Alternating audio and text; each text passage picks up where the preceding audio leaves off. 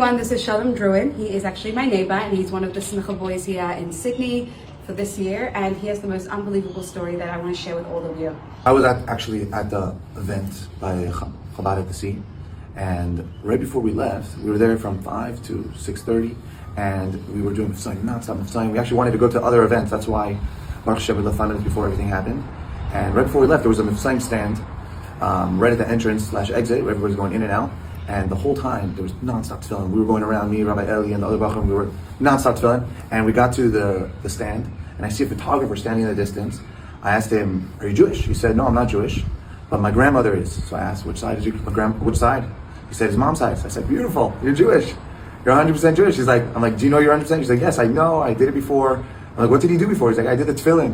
I'm like, "Okay, so let's do it right now." He was hesitant, but the Bachram, we overpumped him, and he put on tefillin. And he said his name was Peter.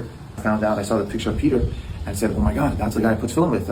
And it all clicked. That was the last thing he did in this world, was put on tefillin with me. But I was looking on all the list and everything of the Jewish people that passed away, they got murdered, and he wasn't on it. So I right away started, I called Rabbi Ullman, I called Rabbi Chadin, I called Rabbi Mott.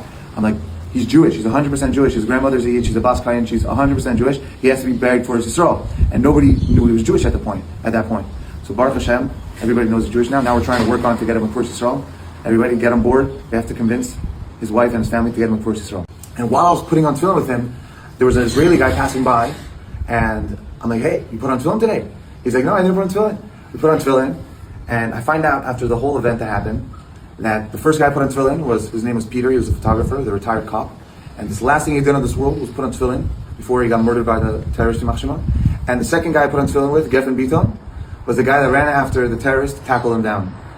Guys, this is unreal. Everything's a shkachal pratis, and Hashem is running every single thing in this world, or all pawns, and here just to make it happen. L'chaim, l'chaim, have a good Shabbos.